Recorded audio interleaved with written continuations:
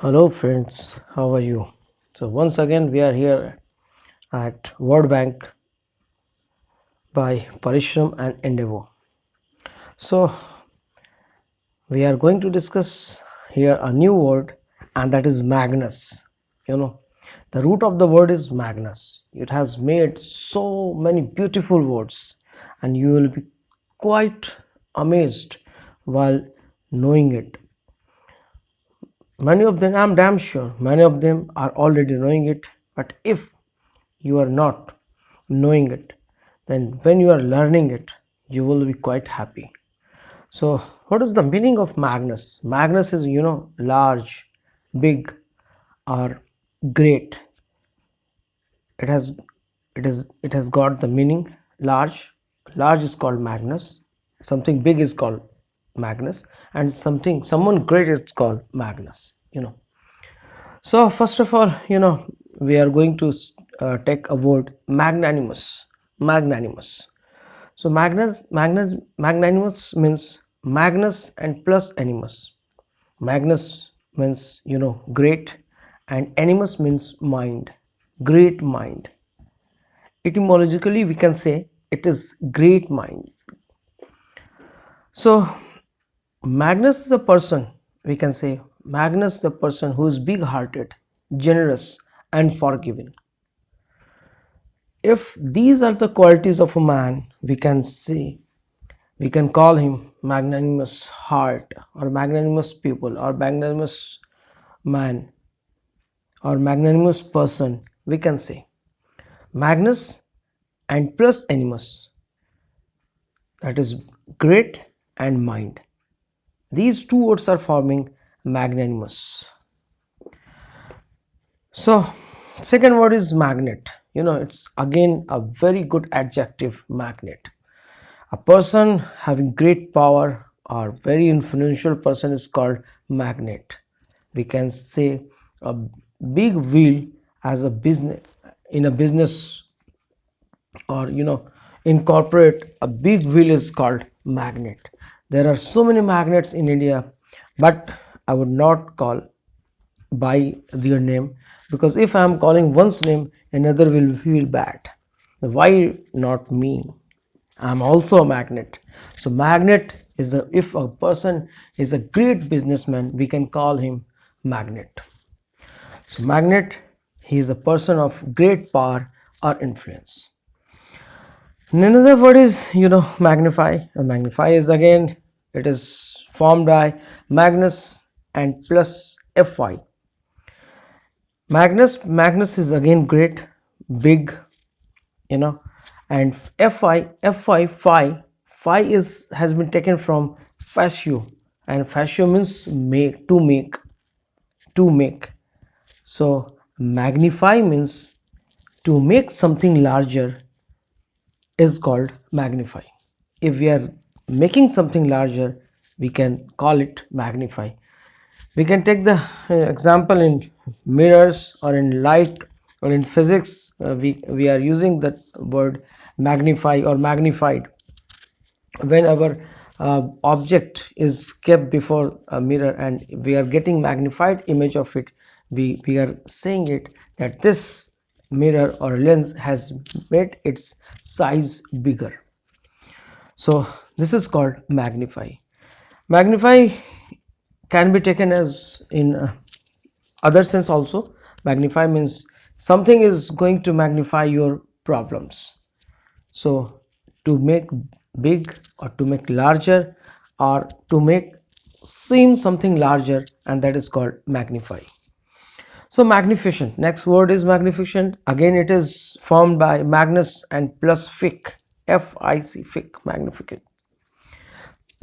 So Magnus plus fic, or we can say fic. It has been taken from fascio. So magnificent. So we can say that something in great size, a great size is called, and something is uh, very good, something is charming, something is attractive, we can say magnificent. If we are seeing a building, the magnificent. So magnificent means something that is very charming and attractive. That is called magnificent. Magnitude, on the contrary, it has been made by magnus and plus tude, magnitude. So magnitude means, we can call it simply, we can call it something that has got great size or big size or extreme large size is called magnitude, or the utmost side we can say this is magnitude. Now, there is a term, very interesting term, and that is magnum. This term is particularly used for bottle. It's a very interesting word, magnum. A bottle double of its size from an ordinary bottle. If we are taking a standard bottle and we are comparing this bottle, that is called magnum, it is larger in size. So a large bottle, we can say twice the size of an of a ordinary or a standard bottle, is called magnum. But mind it, and those who are alcoholic, they will be very happy that magnum is a term used for champagne or wine bottle. So magnum means a large bottle, and that is particularly used for champagne or wine bottle. So next we are moving with magnum opus. Magnum opus, this is very good, very interesting one. And this particular word is used in general for a person who is an artist, who is a writer, or who is a composer. And we can say the greatest work, or in precise way we can say masterpiece, or we can say in simple language, a big work by an artist is called magnum opus. Magnum opus, magnum, again it has been made from the term magnus, and opus, we can say it is used for work.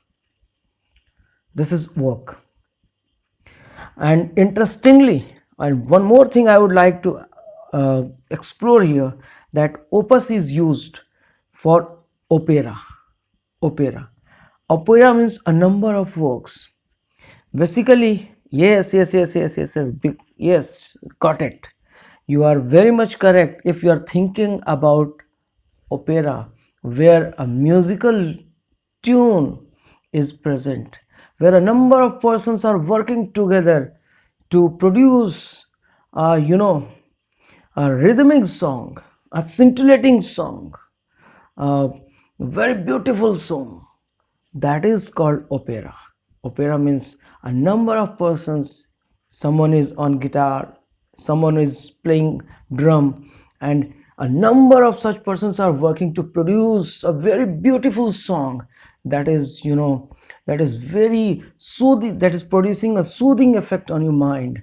That is called opera. Yes, from that place this opera has been taken. So opera means, we can say, many musical works are in progress. Another thing, okay, fine, if it is opera, then how we are using it in English? So this opera has been made or has been converted into opero. Opera means to work. Opera means to work. Opera means to work. To work. To work means what? Something, we can say something is operating. Fine, operating, it means something is working. That is called operating. Cooperate, come together and help me to do something. That is called cooperate. Someone is working as an operator.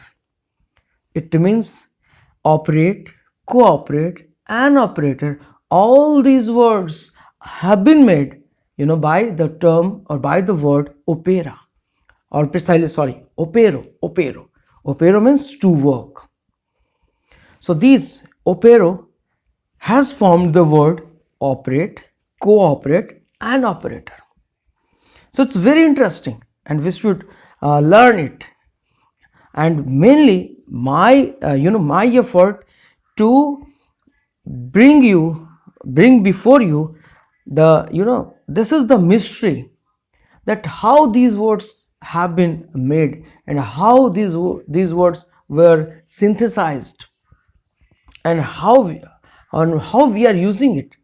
So I am mainly concentrating on to find out the root of these words and how these roots are helping us to make new and new words.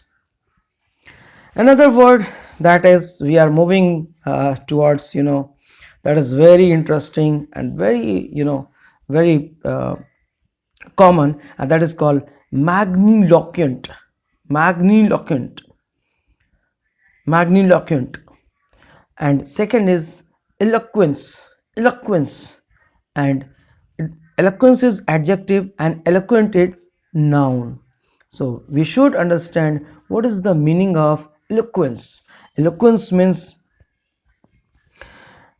something great, artistic, or emotional, expressiveness is called eloquence. And precisely for magniloquence, magniloquence is called something floweliness, pompousness, or elegance in a speech. They are very soft spoken, and they are very impressive, and that is magniloquence. And it has been made by two words, and one is eloquence and second is magnus. So these are the words we have discussed. I'm very much grateful to you that you are listening it, you are observing it, and I'll be very happy if you are giving comments, and if you are saying something, if you are writing something positive, not negative, I'm talking about something positive to me, then it will be, for my morale boosting, and I'll work and I'll look for another words as well, and I'll try my level best to bring newer and newer words before you. Thank you very much. Thanks a lot.